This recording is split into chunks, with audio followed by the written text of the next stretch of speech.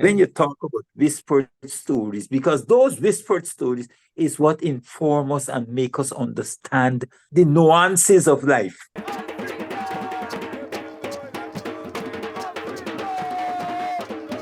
Hello and welcome. This is What the Stories Say.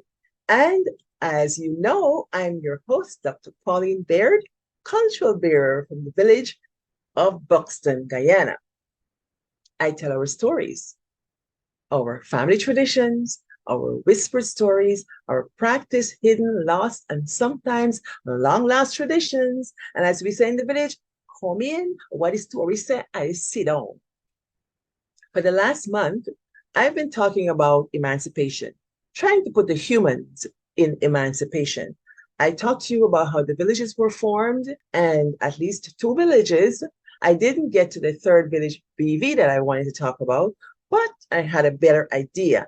I brought a man from BV, a BV man, to talk about BV and to contextualize the African experience that he's experienced as a village man. So he's our guest.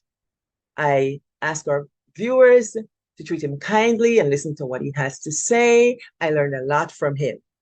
Thank you very much for supporting this channel, for tuning in every week and sending your stories and your comments and sharing it like food. Some of you had made requests that you want me to talk about the Maroons and things like that. Talking about the humans in emancipation and to talk about our accomplishments came from Libby. Libby, thank you so much. You helped to guide my discourse. I appreciate that. I also want to say that it's been a pleasure talking about emancipation this month. But I'm going to end this here for right now and get on to the new month with new information. So thank you a million times for being here.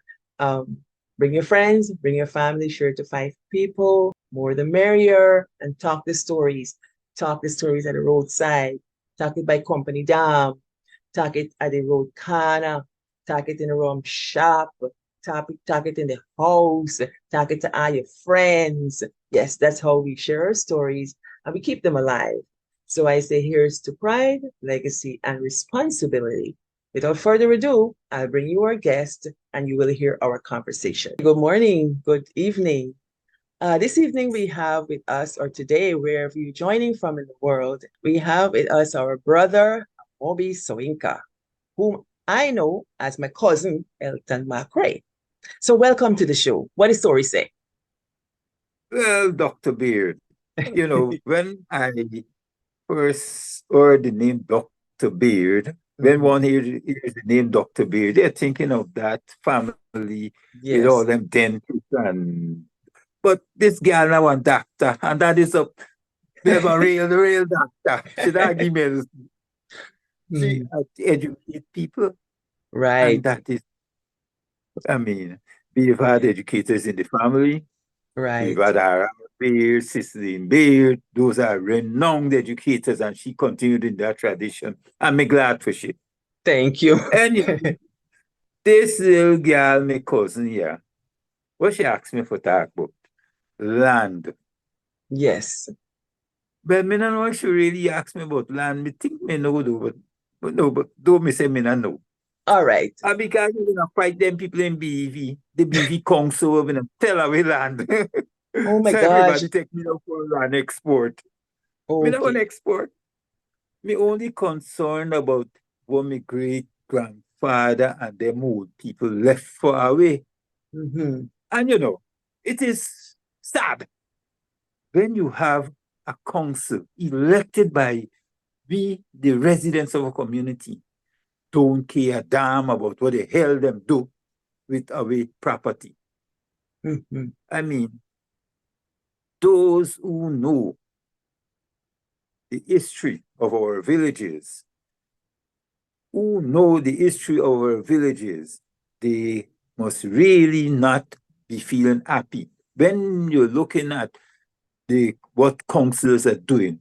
I mean, only the other day, my partner from Buxton, Kidaki, been a talk about what them councillors in BV been do, them councillors in Golden Grove do to poor black people land Mm-hmm. and the people there. It is sad. You vote for somebody. Mhm. And instead of them look after your interest, them a look after how they can afford them packet. So tell me something. So you don't think the NDC has the interest of villages at heart? What's your thought on that?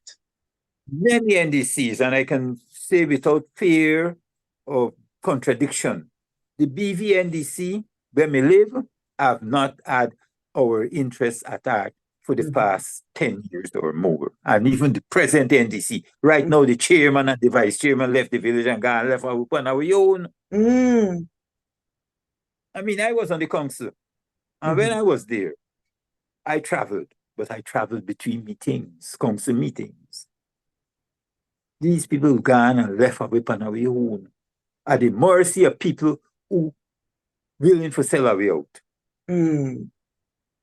It's bad, it's bad, it's bad. I Yeah. mean, I want to speak to some of that. And I learned that Bachelor's Adventure Paradise Village, back in the day, when the proprietors bought the land shortly after, Bookers, somewhere down the line, asked them to clear some waterway at the back dam, as I understand it. If me tell lie, I mean, I get the story right, but that's what I understand. And if the story is wrong, it's my fault. But I understood Bookers had asked them to clear this land for some passage of water irrigation purposes.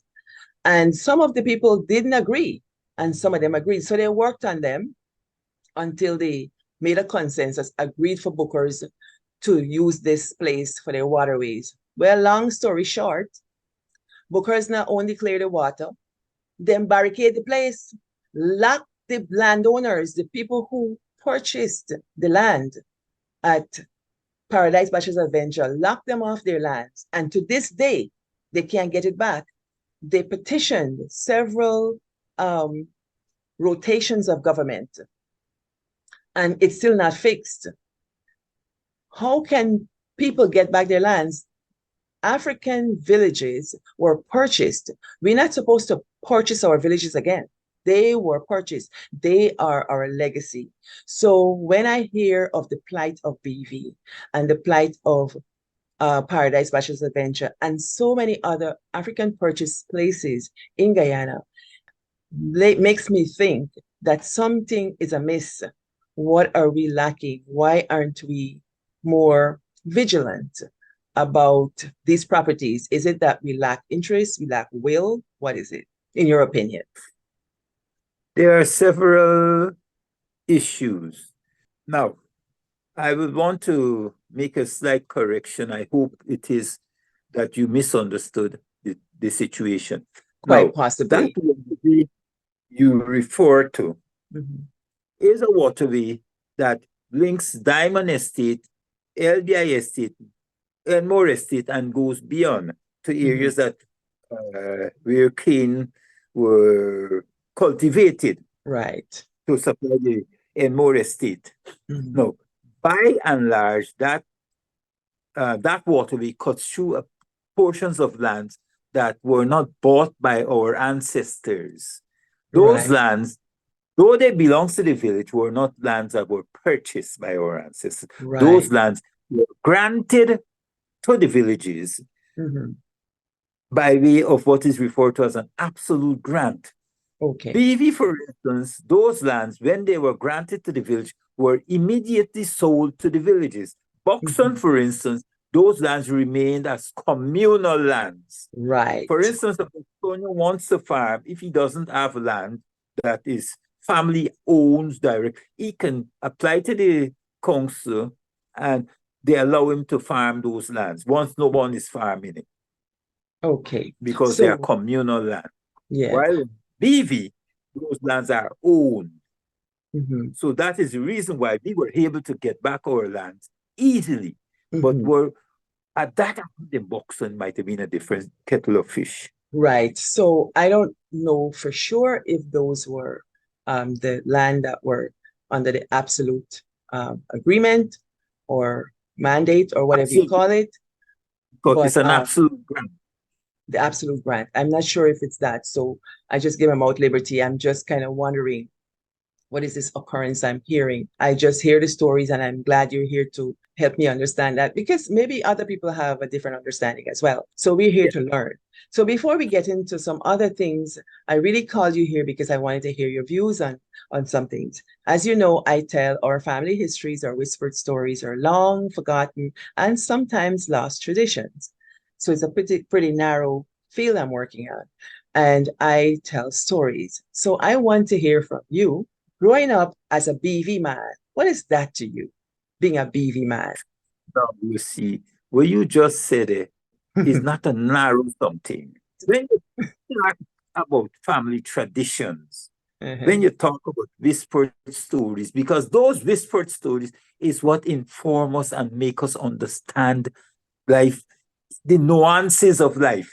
Yes. Right? Those whispered stories are what are our guiding blocks, guiding things that point us in directions. Mm-hmm. And because those whispered stories are not being told today, because today everybody get television. So you don't sit down on your back step, moonlight night and talk. Mm-hmm. You left them picnic with the television and you gang or do your thing. You busy because you work all day and you're trying to get something else going. Mm-hmm. So we have lost those things. Mm-hmm. And so our children are not being educated. I don't care how many CXCs, how many degrees they get, them not being educated in the Mm-hmm. ways of our parents. Mm-hmm. Right? One of the things, one of the irking things, and I mean, I cannot blame our parents Mm-hmm. totally for this, Mm-hmm. is the affinity we as a people, village people, have to land. Mm-hmm. We, the people in BV, they are, I'm trying to remember a word. No, it's not Laz. They have a laissez-faire approach to land. It doesn't bother them because they are public servants, they are degreed persons, they are skilled persons. They make a living from whatever they know and whatever they can do, many of them. So Right. those lands to them means nothing.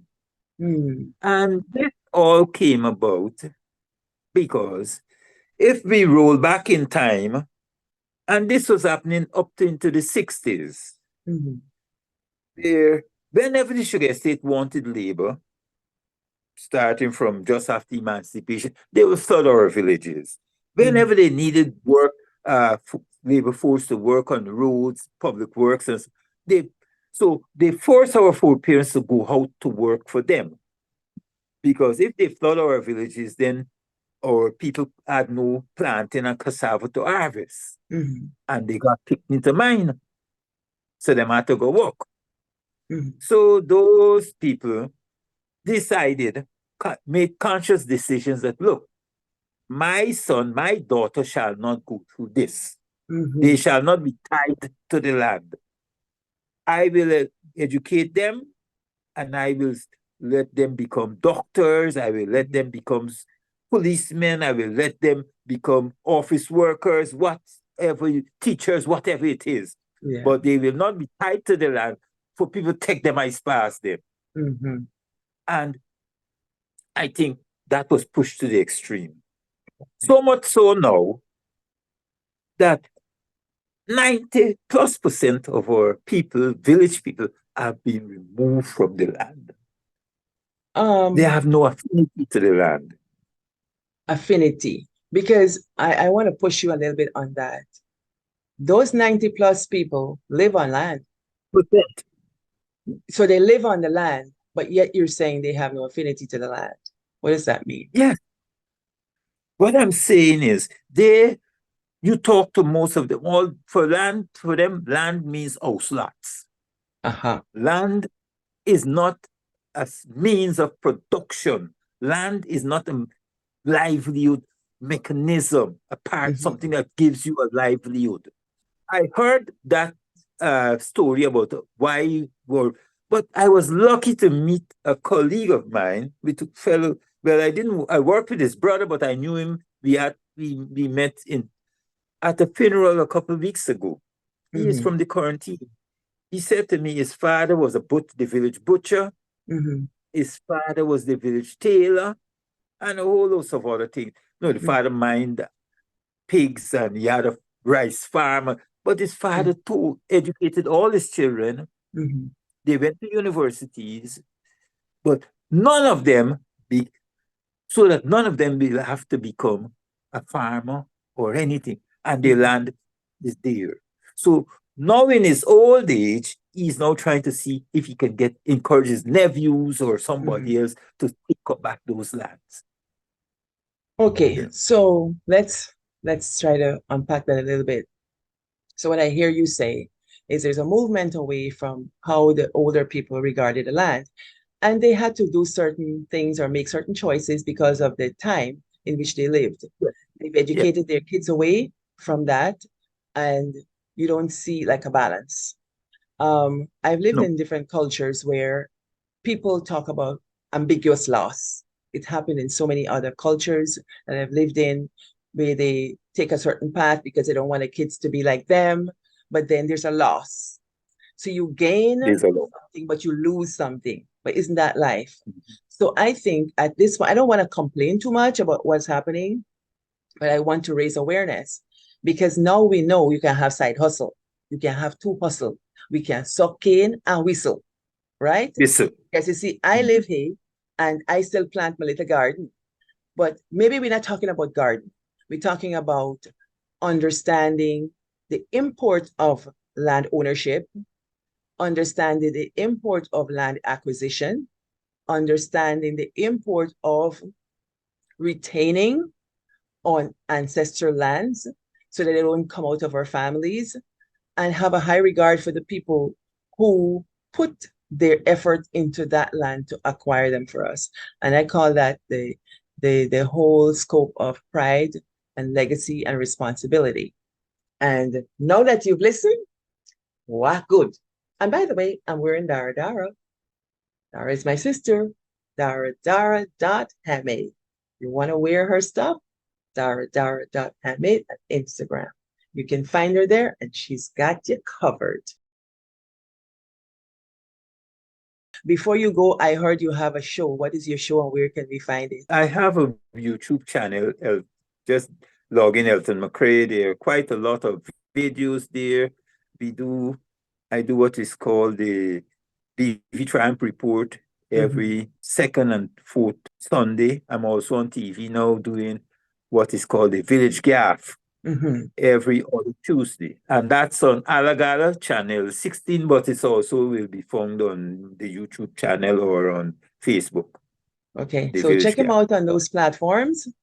Village Gas. Thank you very much for your time and your wisdom. I've heard you, my big cousin, and there's a lot to learn from you. So I'll take these things in my heart, ponder them around, triangulate them with all the other things that I've learned, and come back here and teach people and teach myself. Thank you very much. You take care and be good. Like, share, subscribe, follow, and share it like food. Wow, good.